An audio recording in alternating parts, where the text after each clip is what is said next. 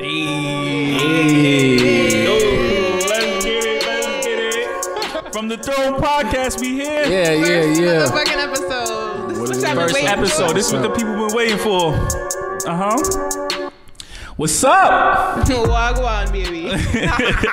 From the Throne Podcast, we here, y'all. What's the word? What's the word? What's the vibe? So let's tell the people about ourselves and why we started the podcast, right? So sis, what's your name? Tell people where you from and give the people a little information about yourself. All right, well, my name is Frenchy, aka Hot Wheels, the one and only, because I know a lot of y'all try to put Hot Wheels in your name, but I am the one and only. The one and only. Original. And I'm from South Jamaica, Queens. That's in New York City, baby. The biggest borough in America, okay? So, basically, we started this show because we just happen to be three people with spinal cord injuries, which you'll learn more about as the show progresses, that actually have confidence. And we're here to show you how we got that confidence. But at the same time, we want to stop the stigma that people in wheelchairs feel sorry for themselves. People in wheelchairs don't live their life the right way, because so many people are surprised when we go outside. Like, they're like, what the fuck? You doing outside by yourself? No home health aid? You need somebody with you? Like, I'm just going to the supermarket. Like, it's like a crime when we go outside by ourselves. You need help? You need me to help you? Oh my God, you're crossing the street by yourself? What the fuck? And people are so surprised. And we're here to break that motherfucking mentality. I'm tired of people asking me if I need help. Nigga, do you need help? If I say that, I'm going to be the bitch in the wheelchair. Not all of us are angry. Not all of us are upset.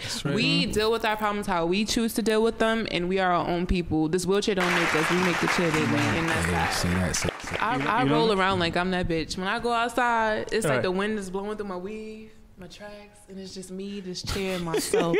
And the world is just watching. The world is my stage. So we're going to hopefully help you build that confidence. We're going to help you build that confidence, and we're going to hope that that's what this is what we want for people living with disabilities, all disabilities, even people that don't have disabilities that lack confidence. Because so many people that don't even have any disabilities come to me like, oh my God, you're so motivational. The fact that you still find a way to smile in your situation and stuff like that, it helps me, and it makes me wonder why this and that. So this is an all-inclusive show. We want everybody, able bodies, blind, deaf, or disabled. Like, you know, if you have 2 fingers and a half, exactly. All walks of life. We want you to sit here, tune in, all rows of life, and feel us. Even though we can't feel everything, we want you to feel us.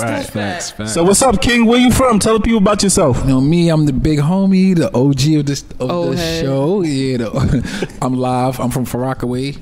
Queens, that's in Queens. So yeah, I'm the y'all know y'all got like the ghetto, but like the bougie auntie. I'm the uncle version though.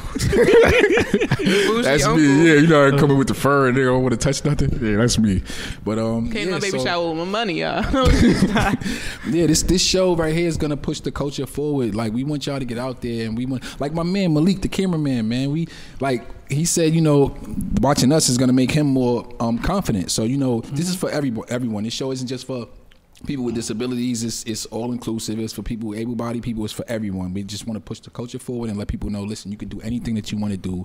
There's stop putting that stigma on us that we need help, or we're like, you know, just helpless, and like I hate the way the media portrays us. Oh man, it's just, and that's what we're here for. You know what I mean? Representation, because this is a lot of misconceptions, and it's a bad stigma about people with disabilities out there, where, you know, we're going to break all those barriers, and we're going to break all them stigmas on this show. We're going to talk about it. That's right. And let me finish, bro. So yeah, I'm like I said, my name is Live, and I'm an inspiring actor. I'm a designer. I got a family, you know what I'm saying? So yeah, man, that's me. And yeah, that's it. Bitch, I'm a mother. Yeah. Yeah, man. So my name is Jessie Chin, Mr. Chin. I'm from Staten Island, New York. Staten Island, shout out to y'all. I'm from the Forgotten Borough, right? You know what I mean? Being from Staten Island, you automatically born with 2 disabilities. You see what I'm saying? Shout out to my borough. A lot of people from Staten Island, they don't like to claim Staten Island. You know what I mean? I don't know why, if this is a bad thing about Staten Island, because, you know, it's so far. You got to take a mule, a boat just to get over there. But I'm a shout out to my borough. Even though people think I'm from Harlem, right? Harlem adopted me. Shout out to Harlem, but Staten Island is where I'm from. I'm born and raised, you know what I mean? So shout out to Staten Island. So, like I said, to piggyback of my friends right here, and we started this show because we knew, and we looked around on social media, and like society in general, where it's like a misrepresentation of people with disabilities out there, right? They forget us. That's right. We want to be the voice to the voiceless, right? Yeah.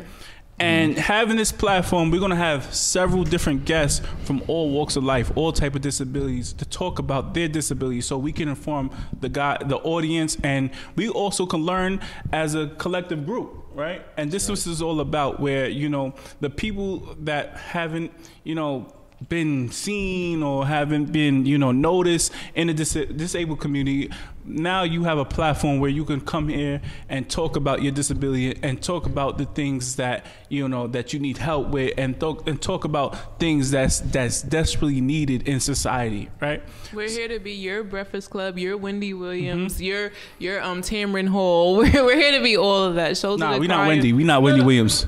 We're not Wendy Williams. I'm a little shady. How you doing? How you doing? How you doing? I'm a little shady. You gonna get a little tea from me. I'm sorry. I don't know about time. And then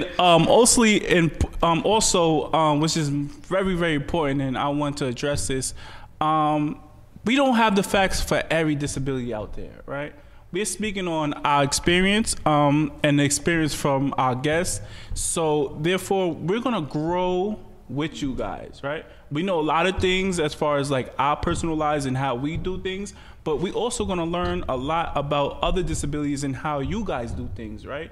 And able-bodied people, and the world's gonna learn how to treat others with a disability. So, like I said, this is all just a learning experience, as far as like, you know, learning about different disabilities and just growing and just having a representation and a voice out there, right? So we could just tear down this stigma and tear down this nasty, you know, misconception about people with disabilities out there, right? So if we ever get anything wrong, feel free to educate us, but please educate us respectfully. You don't come down on someone because they speak on something they don't know. You educate them, you inform them. So we don't know everything. We don't claim to be. We are always willing to learn. Like he said, we're here to grow with you guys, so please grow with us.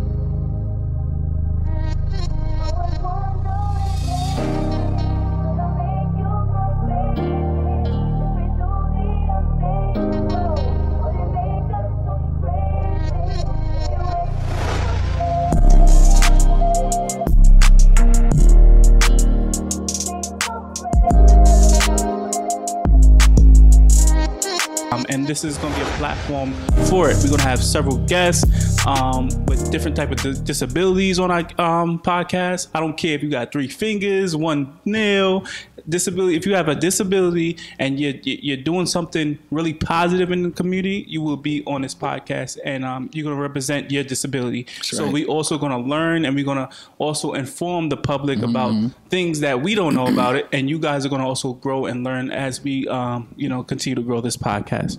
All right. From the Rolling Rays to the people that are scared to come outside, we want everybody on here. That's right. That's right.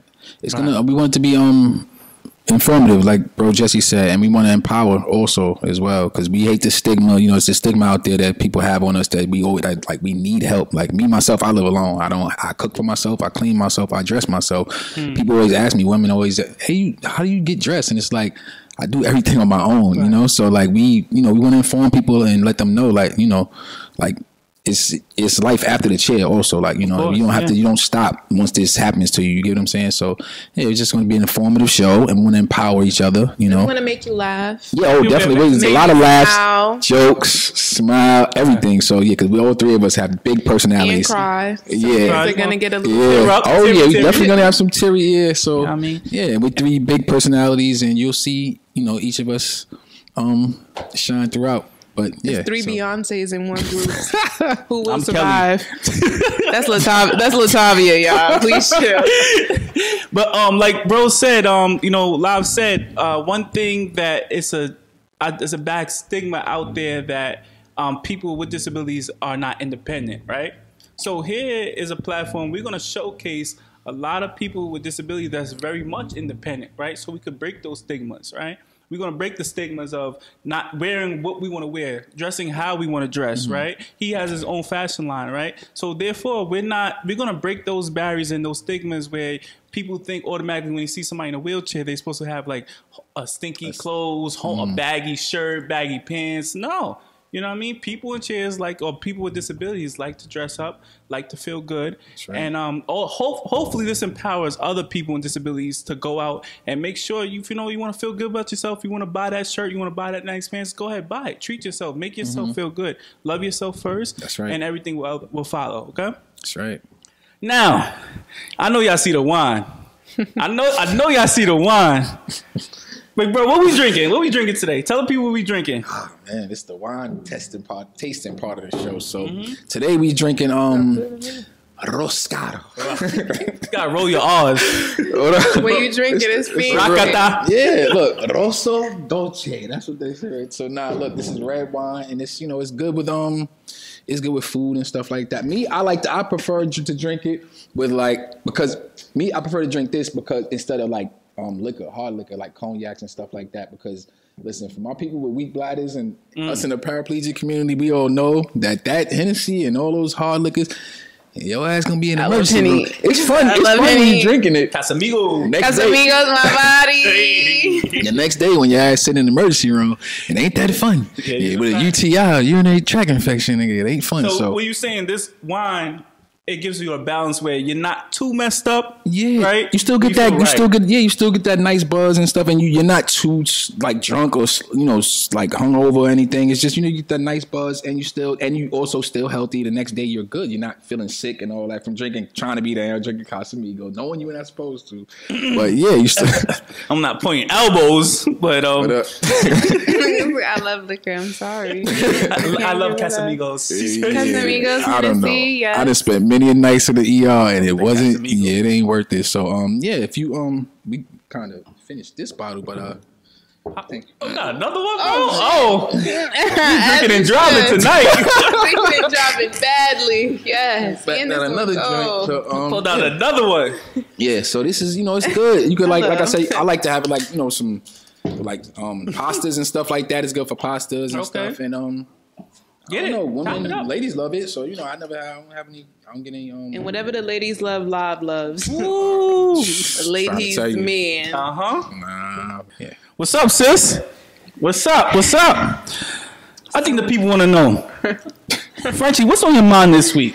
Well, what's on your mind? The French facts of the week is just that the way that colored people in America are treated till this day, and it's 2021 now, and white people are still getting away, and I don't even want to say white people, the ignorant white people are getting away with things that we would get shot down for, like the attack on the Capitol, because let's just be clear, that was an attack. People died because of it. Even people from their team, cops were injured. People inside the building could have been dead. And the fact that nothing was done to them. But if black people were climbing on the wall, we would have been tackled down, shot down. Where were the rubber bullets? Where were the tear gas when that happened? Where was it? It was X-Men. And they're so quick to say, look at these savages. They bring up all the charges that we have. Even when we're killed, they bring up charges against us. Like, look at Jacob Blake, shot down just because he's trying to break up a fight. Look at the little boy who was playing with a toy gun. When there's a white boy that's walking around with a free as fuck shirt after he shot down a bunch of people. The little white boy in the bar, 18 years old, and he shot down a bunch of people and he's fine. I don't know how to pronounce the town, so I'm not even going to say where he's from. But the shooting that he did, and then we have Breonna Taylor. Rest in peace. No justice has been served for her. We have George Floyd. What justice has he got? It's no laws being passed to stop them, but for us, it's everything. We get jail time. We get sentenced to death. They kill us right there on the spot. But to their own people, they give leniency, and it's just not fair.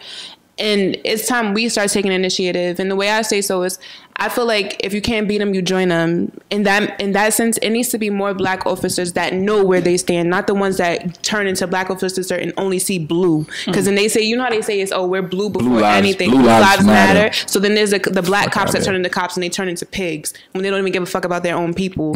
Then you have the politicians that they forget where the fuck they came from, as if they wasn't living in poverty, standing in the food stamp lines with us, and then they want to cut everything off. Welfare, everything is getting cut off now, and a lot of us depend on that.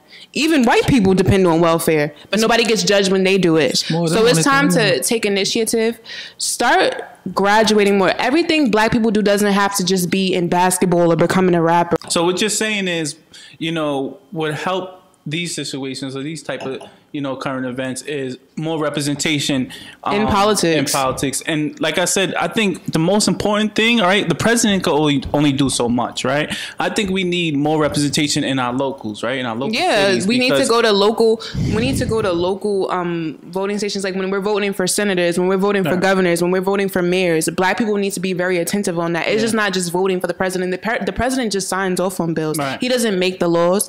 The people from the states make the laws, and then people have to sign up for them. Yeah, so like, you know, also when you go to these board meetings in these inner cities, you see the lack of black representation that's going on there, right? So how would people know? How would the higher up people know in these cities know there's a problem and know if there's an issue if there's no black representation speaking on the things that they need help in the community with, right? Yeah, so, you know, when those people attacked Capitol Hill, they didn't get labeled as savages or thugs, right? But as soon as George Floyd died and, you know, people went start to protest, and peaceful protests, mind you, because there was only like a 2%, 5% of people that was out there that was actually like burning things down and stuff like that. And it was like a big uproar, right? People was like, we stood there. Some of our protesters literally stood there crying in front of police officers' faces, asking like, "Why do you hate me?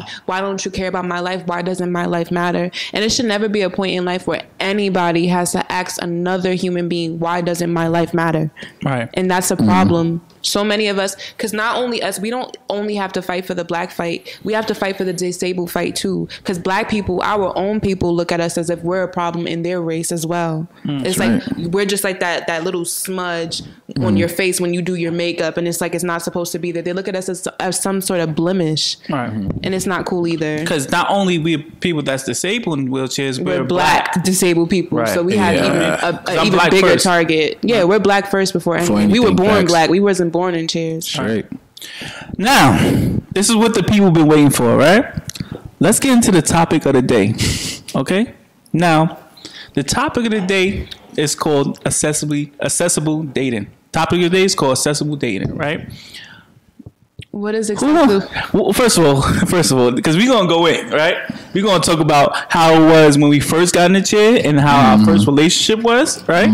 You know how it was until now, how our relationship with amongst other people, you know what I mean, are currently, you know what I mean, being in a wheelchair, right? So, wants to spark this over? Accessible dating. Ladies first. Go ahead.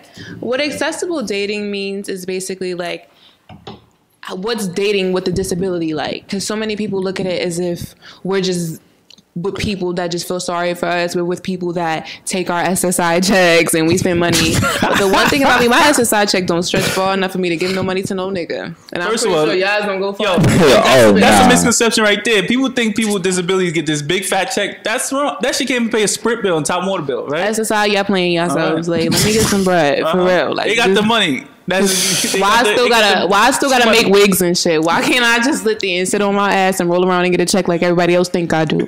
Goddamn, and raise my food stamps. I got a kid now. Okay. But like I said, it don't stretch far enough for me to hand out no money to no nigga. If we in a relationship and it's like, you know, 75-25, I don't really like the 50-50, but 75-25 I could do that. But I ain't about to get no nigga my check to be with me. I'm sorry. I know my worth. But that's the point here, is because we want to help people that don't know their worth, like because they're in a chair. So many people write me and they're like, well, how do you deal with this? How do you deal with that? And it's like, you literally have to know you. I can't help you know yourself. I can't help you become the person that you know you can be. You have to feel that shit within yourself, because so many people will take the chance to see you in a wheelchair, see you with any type of disability, and there's people out there that are evil that will take advantage of you. And once they see that they can't, or once they see that they can, they will do it, or they will leave you. It's one or two options. But for me personally, before I got in this wheelchair, I kept it player. And then when I first got in it, I was like, damn, I can't really be a player no more. Who wanna bitch in a wheelchair? I was thinking like, so what was your first experience? My first experience in a relationship, it was really like, you know, I liked the boy, he liked me too. He wrote me when when he found out I got shot or whatever, he started writing me. So I was on Facebook. I was on Facebook talking to a couple little Johns, and then, you know, this one just really caught my eye, and we talking. How old was you at the time? I was 15 when I got shot. Okay. And the boy was 17. So we was in high school. It was very, very fresh. But I used young love. It was young love. I was used to dating older guys because I always just liked older guys. I felt like boys in high school were so immature, so I was used to dating grown men, which wasn't cute. You realize men are predators. That's another conversation. The relationship went smooth. I just wanted to see if I could still have sex. I wanted to see what it would be like. And, you know, that happened. And then once you realize it's like, all right, well, we deal with the same shit that anybody else would deal with. We deal with the same arguments, same type of insecurities in a relationship that anybody would have, because I got accused of cheating the most. It's like, damn, well, this wheelchair, that's another thing. I see a lot of posts like, oh, I need a bitch or a nigga with no legs, because people that be walking me doing too much shit. I get around faster with these wheels. You can't catch me. I'm outside. Like, what you say?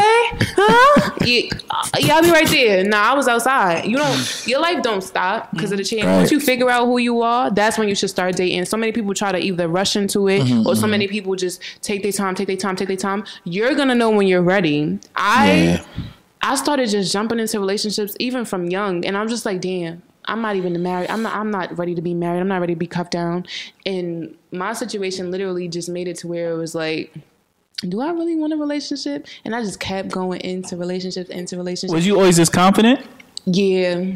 I was. So your first relationship, being in the wheelchair, was you? Did you come with the same energy that you have now? Yeah. Because at the end of the day, when I was in the hospital, I sat there and I was like, damn, I'm gonna walk. I ain't gonna lie. I left out the hospital like, yeah, I'm gonna walk. I ain't walk today, I'm gonna walk tomorrow. So I was just like, I'm with a nigga. This nigga gonna be with me. It is what it is. And I was wearing Pampers. And I had all the confidence in the motherfucking world. Nigga, change my diaper. I did not care. It was That's not a total opposite for me. My diaper, catheterized me because I had a catheter. Y'all will figure out what that is as we go along. But I had a catheter and all of that. Put that in. I was not ashamed. I did not give a fuck. I did not care, because it's like, me, the type of person I always was, I used to take care of people, like when I was walking. So I never felt sorry enough of myself for a nigga not to do something for me. I asked a nigga to do it. Everything that y'all be scared to ask a nigga to do, take my chair apart, put it together, do it. And then this bitch in the wheelchair is crazy. And I think that's what made people like me more, because it's just the confidence. Like, nigga, I could do all this for myself. So if you can't do it, then what the fuck am I with you for? You wasting my time and yours. Hey, clap. That's a fact. No facts. Facts. So how about you, big bro? How was your first relationship, and what kind of confidence you had in your early years of being in the wheelchair to now? I went through hell. I went through it, man. I was 24 when my injury occurred, but I was married at the time with a whole family. Like my ex-wife, she was 8 months pregnant at the time, and she had our son 2 weeks after my injury. So we were going through like a lot, like, you know, and then like, I don't know, but she's, you know, she was just like with it. She was just like holding me down, and she was there for me the whole time. But then it's like, after we split, because of my injury, like, I guess we had a brand new baby, you know, and we had a daughter prior to that. So then on top of that, it was just like infidelity, like on both parts. It was crazy. It was crazy. And then, but after we broke up, then like my first date, that's when I started to like really feel it, like, because like I was dating someone when we went out, and she was like really insecure about the situation, and she was just worried too. She was like, hey, did you see like how everyone was looking at us? And like, she was really, and I noticed it. How did that make you feel though? I mean, I noticed it too, but then when she spoke on it, that's when I was just like, you really had the nerve? Like, damn, like, so it made me less confident though. It definitely broke me down a little, like, you know, and she ended up ghosting me after the situation.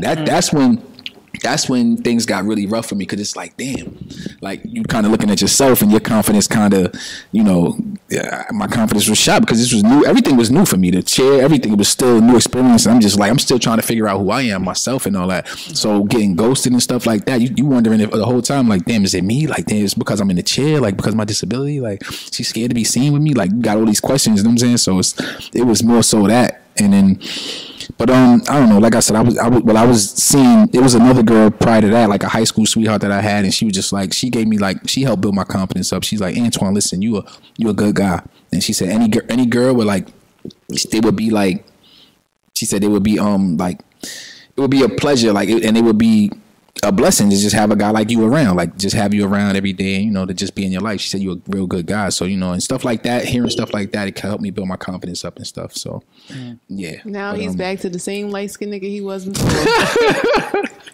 Player. Nah, yeah. So yeah, that was it, man. But what was the situation when you first was in the hospital? Because I know niggas always got more than one bed. Man, listen, yeah, I was in when I was in the hospital. I was in Mount Sinai for like 5 months. You know, shout out to Mount Sinai. Yeah, shout out to Mount Sinai. That's a rehabilitation hospital out here in New York City. Spinal cord section. Yeah, KCC too. Yeah, KC2. Yeah, they specialize in helping people get back into their regular normal lifestyle and stuff. So helping you get dressed and just to get back out there and stuff like that. So I was there for like 5 months, and long story short, it was probably like my second or third month. It was this girl. Her and I were like, we were going like really, really hard prior to me and my injury. We were like really like, sweet on each other or whatever. And she had a boyfriend. She ended up leaving him for me. This before the chair, she left him for you? Yeah, right. So she ain't leave him for the wheelchair. You should left him for the walking you. Pretty much. So so that was that. And then, but she came to see me in the hospital. And when she came to see me, like her facial expression said it all. She like, it was just like she seen a ghost. She seen like, I was looking kind of crazy. My hair was all, I haven't had a haircut in months, and like I was beat up too. Yeah, I had tubes hanging out of me every which way and all kind of stuff, bags and stuff hanging from me. And I'm in the chair now. I lost probably like 20, 30 pounds. And she's just looking at me like she's seen a ghost. And I'm like, I'm trying to act normal though. I'm like, hey, what's up? And trying to hug her, and she like acting mad fragile, like she don't even want to hug me. It's crazy. So I'm just like, and I don't know, I just never wanted to, like, the way she looked at me, it kind of, I'm not gonna lie, like it hurt bad, like. And like months later after that, she ended up like, we still kept in contact and stuff, and she called me one day. And then the dude picked the phone and he was like, yo, don't call my girl no more, and all this other stuff. And I'm just sitting there like, wow. Like, got a drink to that one. Yeah, that was, bro. And I tell you, my nigga soul, bro, shattered, bro. It was crazy. But I needed to go through that, though. Yeah. I needed all of that. Like, I ain't gonna lie. It's ignited a fire in me, like, because I never wanted anyone to look at me like that again. Like with the pity eyes, like she like, or the pity me. You get what I'm saying? Like, it made me like stronger. I don't want, like, don't ever pity me or like, nah, I'm good. And I told myself I'm gonna bounce back. I'm gonna bounce back. I don't want nobody looking at me like that ever in life again. So, and because of that, made me who I am. Like, that's one of the things I can say that definitely helped me to be who I am today. So, and you know what you losing. Yeah, and she cool. She a nigga DM. She a nigga DM. Just like a bunch of them, they still in there. But you shit on my brother. You ain't shit, bitch. But see, but they bring up a good point, because they had to go through those experiences to give them the constant confidence they have now. Right. You get what I'm saying? So life is about experiences, and for all the people that's just starting to get into the dating world that has a disability, you have to put yourself out there first, right? We all put ourselves out there before we gain this confidence that you see now. You get what I'm saying? So, but what about you? Before you start preaching don't to try my to brother skip. Jesse, don't skip Return of the man. Mr. Pretty Boy himself. So, what's your situation? My situation was kind of different. Right, so when I first got injured at the age of 17 or 18, right? I forgot, but nigga old. I'm not old. 17 or 18, and at the time when I got injured, like I said, before my injury, I had a lot of females. You know what I mean? I did my thing, and that was just normal to me. So you know what I mean? It sounds conceited or confident or something, but that's just is what it is. So when I got in the hospital, right? I was in the hospital for like a year. Plenty of females that I was talking to at the time, they was all coming to the hospital, and I kind of like shoved them off in a way, right? Like I kind of like they would come see me like at random times during the day, and I was just like paying them no mind and no attention, because like I lacked that confidence in the hospital, right? I didn't know how my appearance, I didn't know how I looked, right? I had to get adjusted to the new me, right? And, I mean, I know I heard a lot of feelings during that time, because, like I said, I had to work on myself before I had to entertain anybody else at the time, right? So my first relationship, with that being said, during that time, it was like a rough time for me, like I said, because people expected so much of me to be just like normal Jessie when I was laid up in the hospital, and I was supposed to give this 50-50 relationship, but I couldn't. Like I said, I was broken at that time. So therefore that was never going to exist, right? So my first real relationship was when I waited 2 years, right? Because I had to take 1 year to basically recover from a spinal cord injury because a spinal cord injury is a long road to recovery, right? It's never really a recovery. I call it a life recovery. Because you got to do it for the rest of your life. There's It's just things that come and go. So that's a whole nother story right there. Correct. So, you know, I took like 2 years to myself where I'm like, yo, I'm going to build myself up, right? Work out, get my muscles back. And I started college, right? And I met this girl and we kicked it off. I pulled up on her. I met this girl. I forgot. It was one of my, I think my social study class or something. Yeah, I met my social study class, girl. Yeah, so it was curly, pretty, like, chick. I was like, she bad. Yeah, so she was a nice looking joint. I bagged. I don't know what I came up to. Some I think. Oh, this what I always do in college when I was in college, right? This what I always. Those of you in college, this what y'all do, right? You need help with homework, or you need help. You need help with homework, or you need help with a project. This is what you do. You be like, listen, I need help with a certain situation, right? I need help with certain, like I need extra credit, right? And that's where do you have any time after class? School, we go to the library, such and do a little study, and that's where you get to know that person. Mm-hmm. So I did that with her, right? And we kicked it off, right? And what is studying? Shout out to her, right? Because she actually helped me with all my confidence because we went on dates, right? We went to the movies, we went out to eat, and she treated me like a normal person, like the wheelchair didn't exist. She seen Jessie for Jessie. Mind you, she didn't meet Jessie prior when I was walking, right? Everybody, she met the Jessie that was in the wheelchair, right? And it's funny because I say this, some people come in your life at the wrong time, right? Knowing that, like, she was perfect, right? She's married now. Shout out to her. And the reason he wants you back. No, she's married. I can't. He wants you back. I don't break broken homes. I don't break. If I ever. She's married, but look, listen, but like I said, she helped me. She molded me into the person I am today because she gave me the confidence, and I learned so much, right? But let me tell you, it took me 2 years to start dating again and you know what I mean, going back out in a relationship, put myself out there. And after that relationship with that girl, it was on to the races. It was just easy. And I realized I was getting more females when I was in a wheelchair than I was walking. And I don't say that the inner Jessie changed. I think it was more of the confidence. Right, because this wheelchair shit start to radiate off you. You see what I'm saying? This wheelchair brings a lot of confidence if you allow it to show. If you show it to the world, right? You know what I mean? Because this is such a physical appearance where people will automatically assume things just by looking at you. But right? that's not the wheelchair. That's when I say that's with people, and that's why people see people in wheelchairs and they think we're all like the same. But we just happen to be very 3 strong individuals before the chair. You know what I'm saying? Because we all had confidence before it. So when we got in that chair, our confidence just amplified because we knew if we could have just sat there and withered back and died like everybody else, but we chose to be bigger. So everybody doesn't have that. That's why you went the way you went and you popped off how you popped off. And you know what I mean, she helped me a lot. And also another person that helped me out was the big bro over here.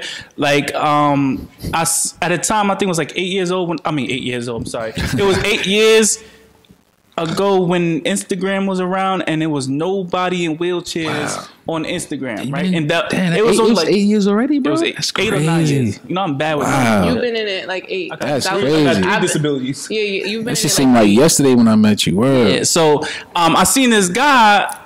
First of all, it was like 4 or 5 people in wheelchairs on Instagram. Now, like if you put in hashtag wheelchair, you see a whole bunch of people. Before, bunch of lit niggas, we see y'all. Word. But before you put that hashtag in, you wouldn't see anybody. You see the same 4 or 3 people, right? So I seen this dude, a good looking guy, a fly guy, and I wanted to emulate him because I'm like, yo, finally I see somebody that kind of look like me, or you know what I mean, someone I could just model myself as, just being in this position. Because prior to this, I never met anybody in a wheelchair, never.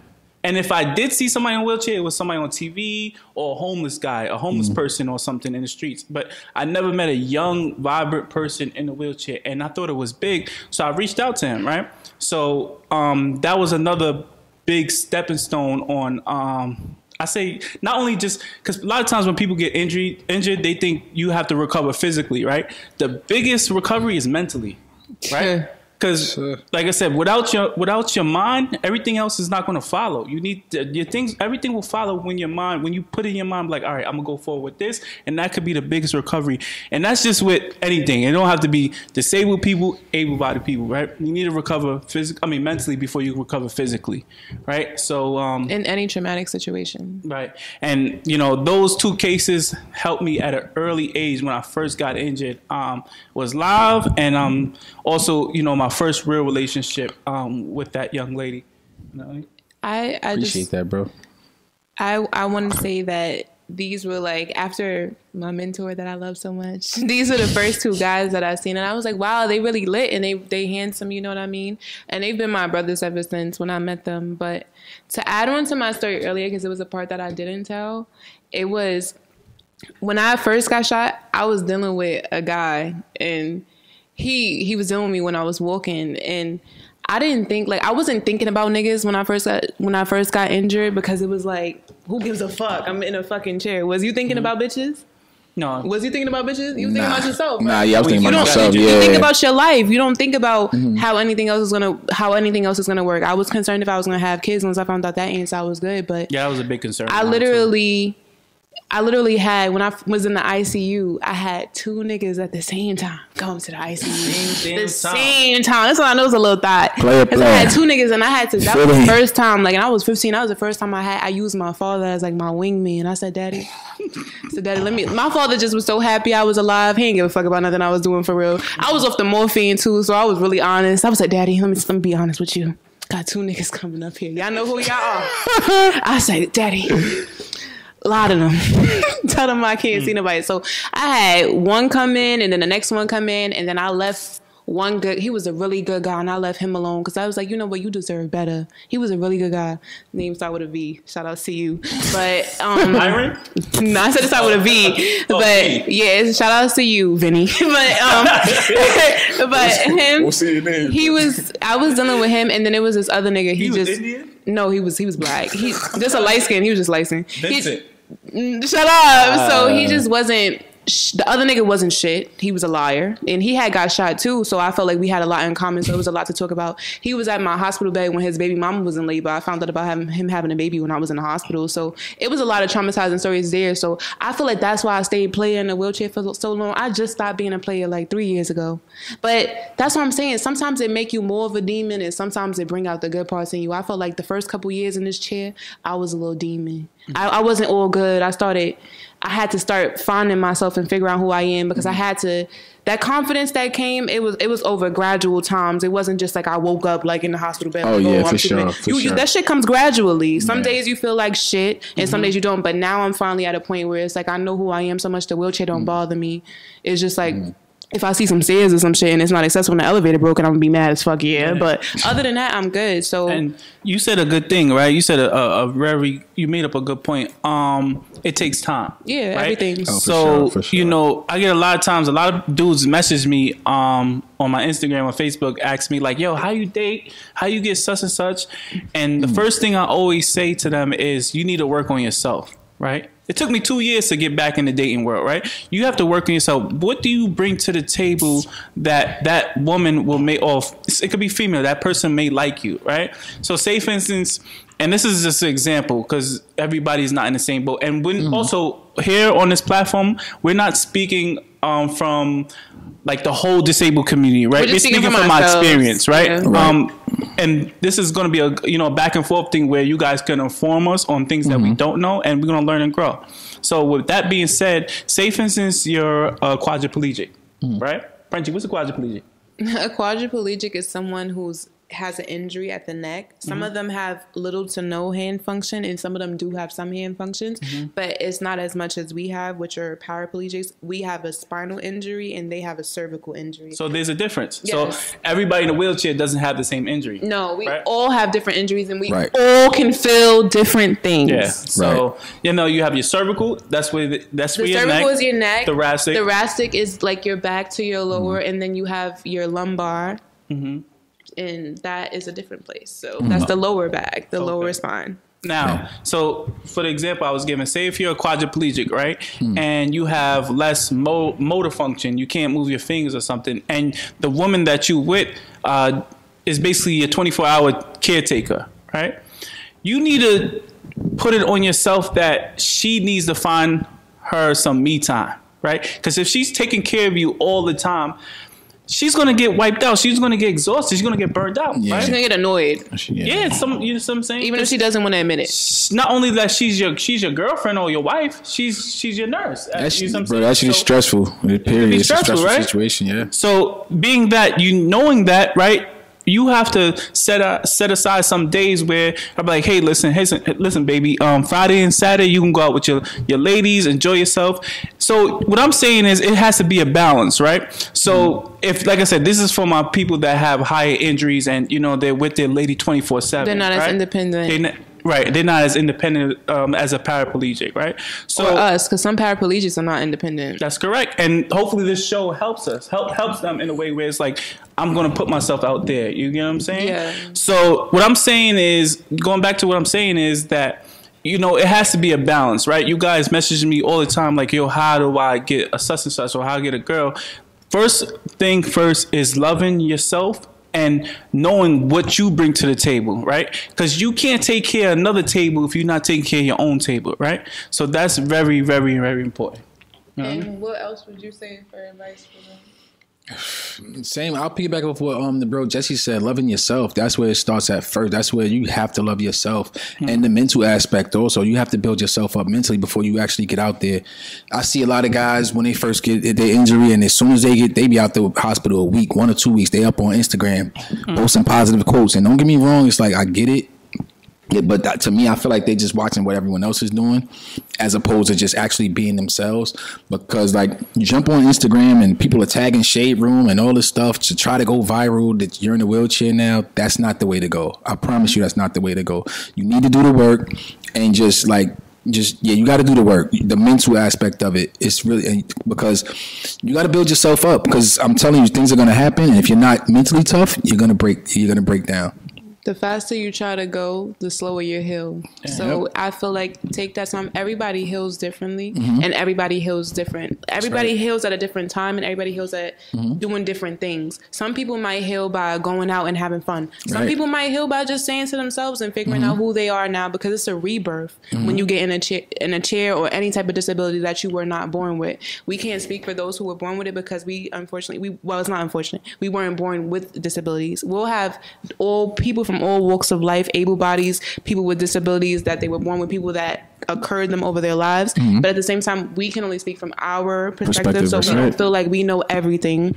But just from our point of view, you can't sit there and just go on other people's timing just because you see something on TV, or even if you see us. We went through our phases where we felt upset that we were in the chair, we felt sad, then we have our days when we're happy, and sometimes still to this day you have your moments where it's like, damn, how the fuck did I get here? And then you have your moments where it's like, damn, I really did good. To be in a chair this long, I did good. So just take your time for yourself, and don't let anybody make you feel like you have to rush, or let anybody make you feel sorry for yourself. Feel happy for yourself that you're still here. So many people don't make it. That's right. And I remember bro, he had touched upon saying that now, him building all this confidence and knowing where he's at in life, he doesn't settle when it's come to the dating world, right?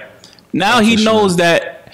I remember he was telling me that, listen, I bring this to the table. I'm looking for this type of chick now, this type of woman. She has to have this, that. Oh, for sure. A lot of times I know, people in, I don't want to say people with disabilities. They feel like they got to settle. Yeah, they feel like they got to settle just because of their disability, and you don't. You really don't have to settle. Like, stick to your, when you settle, that's when they take advantage. Yeah, stick to your guns, and have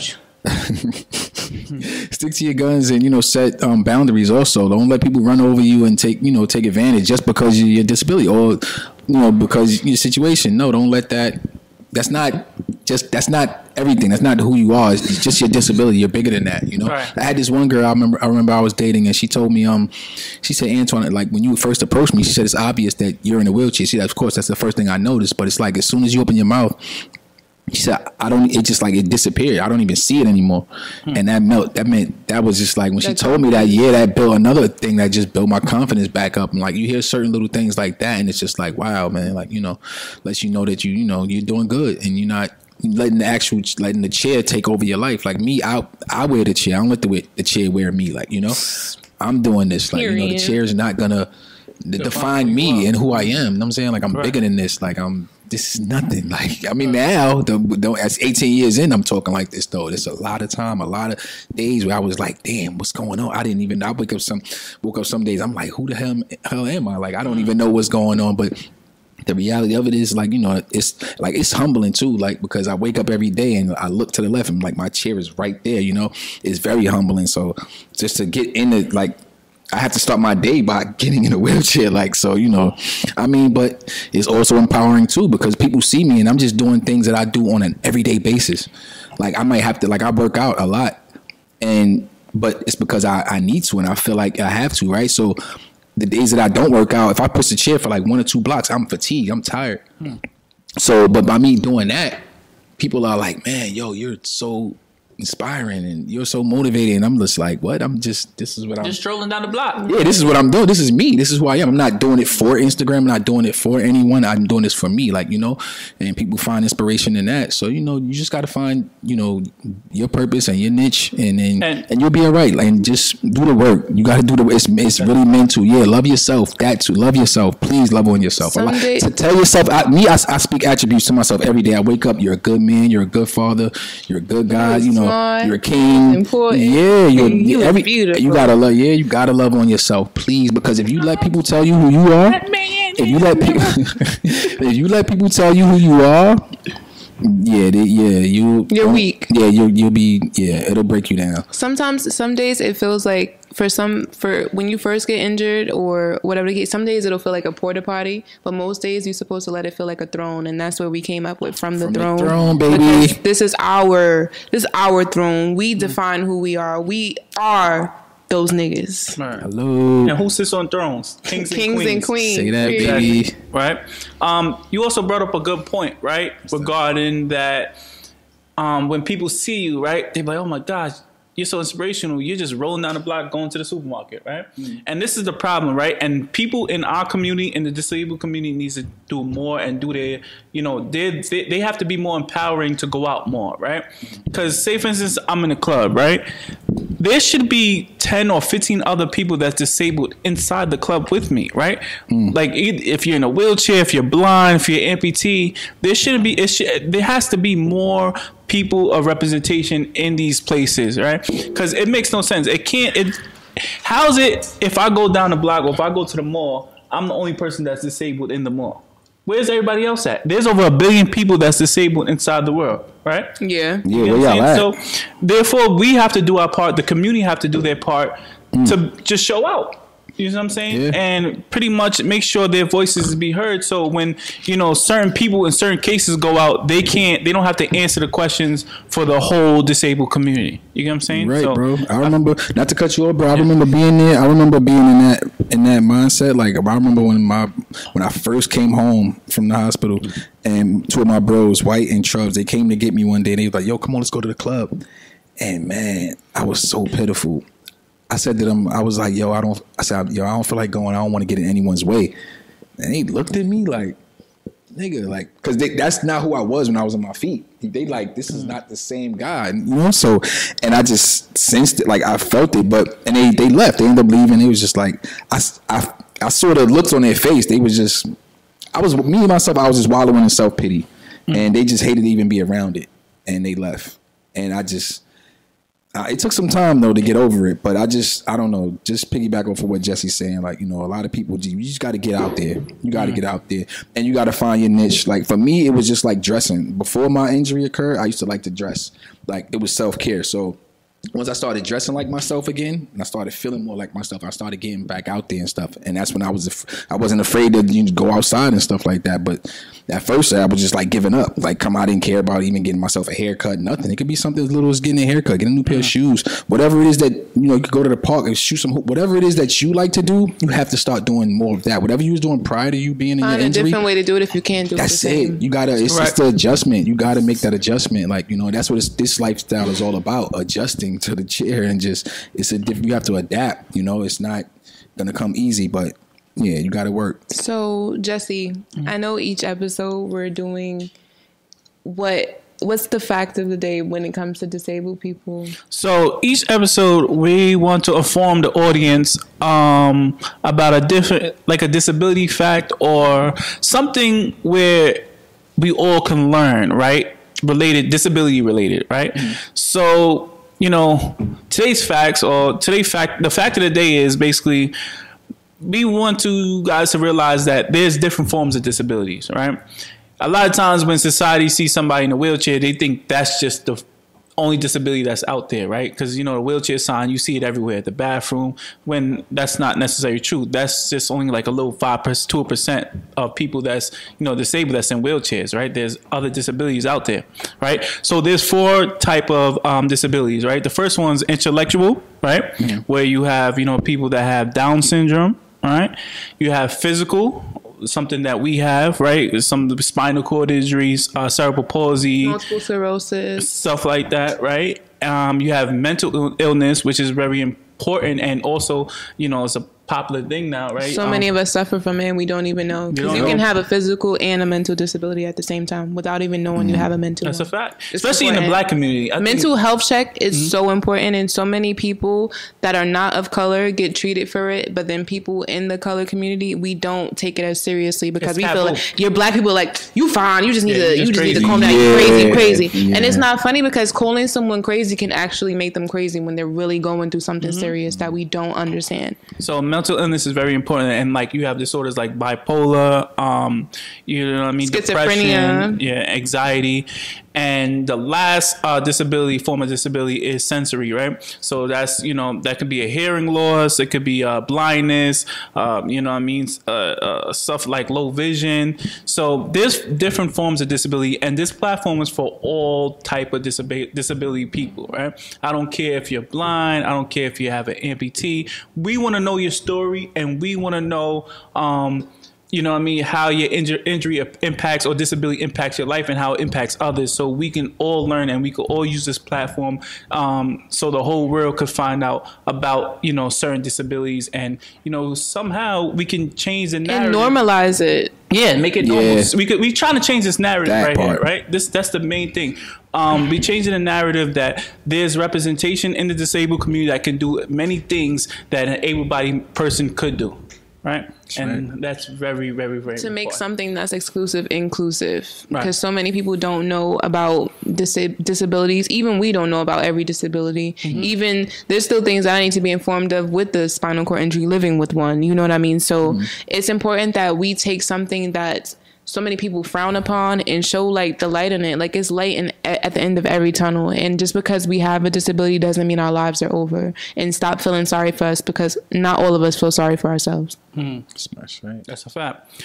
And, being that this is the first episode, right? And pretty much every episode, I always want to end the episode on a positive note or something that we're grateful for, right? Because in this world, there's so much negativity, right? So much negativity, and negativity is very contagious. And I think if this show can give a positive light in your day or something, make you laugh or smile and make you happy, or you can learn something, we did our job, right? We did our job. So today I want to say I'm thankful for a wheelchair, right? You know what I mean? Well, I'm thankful for a wheelchair because without a wheelchair, I wouldn't be getting around from point A to point B, right? Think about it. If we don't have a wheelchair, we'd be just crawling on the floor. Yeah. Thank God to whoever invented them. Thank you. We'll be looking like one of them zombie movies and shit, right? Think about it. Like the sliding dead. So instead of walking. The sliding. We can't walk. Can't be that. We be rolling. Stop, dropping, rolling around, right? You know what I'm saying? So some of us can't even roll. It is a challenge to do some of that shit sometimes. And that's a fact. Big facts, right? So, I'm grateful for something. Oh, excuse me. I almost caught you. He got a disability, y'all. Boom. So that's that Staten Island shit. He's drooling on the mic and shit. Please chill. Please chill. But yeah, like I said, I'm grateful for a wheelchair because it gets me to point A to point B. And without it, I wouldn't. And his bins. Yeah, not job. I'm broke, baby. I'm broke, Got baby. money. He thankful for that I'm broke, Benz. baby. That's around. That's what we do. I'm broke, baby. I'll leave it to the next episode. So, what you grateful for, sis? I'm grateful for my son. I'm so happy that Shout I out was to him. still able to have a child. Even though he can walk before me, you little fucking baby. Oh, I'm so grateful for him. He's like the best blessing in the world. So many people get afraid that they cannot have babies because they gain a disability. It's all dependent on what you want. God will make it happen. Whether you have to adopt, whether you have to go through in vitro, whether you do it yourself or you get an epidural, you can have a kid. It's just the way you perceive things, and I'm so grateful for him. CMOS. Biggest blessing. CMOS is important, fellas. In a lot of sex. Take some CMOS. You have some kids. You have some twins running around somewhere. CMOS is very important. What's up, big bro? What's good, King? What you grateful for? I'm grateful for ability within my disability, man. So with that being, I'm gonna say, Elaborate. look, God bless me with some dope abilities, man. One is like to design. I make my own stuff. This is my clothing brand right here. I make all the designs and stuff like that. Look, I'm a fly boy. Frenchy is the sis, so she's the tomboy of the group. You know what I'm saying? Stuff for the girl. Yeah, so it's for the ladies, and so I make my own. This is my brand right here. Kids. So I make kids, men, women, and kids. So yeah, that's my brand. And What's the name of the brand is Freedom is Fly, and Where'd you come up with the name? Yeah. just it's like, to me, what it means to me is like the freedom to just be yourself. Like, because I feel like it's such a stigma on nowadays. Everyone wants to be like, it's just like society's just trying to conform. They want everyone to be one way. Like everyone is dressing the same, they look the same, they talk the same, they sound the same.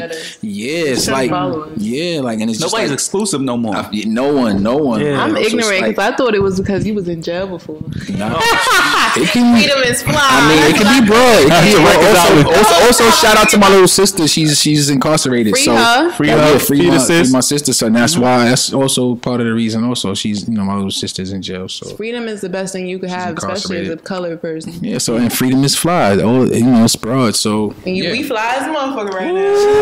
hello. Good quality, comfy, cop up. Just don't talk about it. So the Instagram and the website is all one word: freedomisfly.com and Freedom is Fly Instagram. And my Instagram is Flyboy Lifestyle with the I. So the best check that podcast out. ever. What's your Instagram, Frenchy? Just for the audience. Instagram is Hot Wheels for real. Hot Wheels with an S and 4 and then real. Okay, and my Instagram is Mr. Chin, right? My last name is Chin. I'm Jamaican and Chinese. That means I eat pork fried rice and egg rolls and fried chicken and all that, oxtails and all that stuff. Himself. And this is from the Throne Podcast. Thank you guys, and make sure you share, you like, and subscribe. And do not forget to follow each of us and our page at From the Throne Podcast, all together in one word, spelled the exact same way. Make sure you tune in next episode, guys.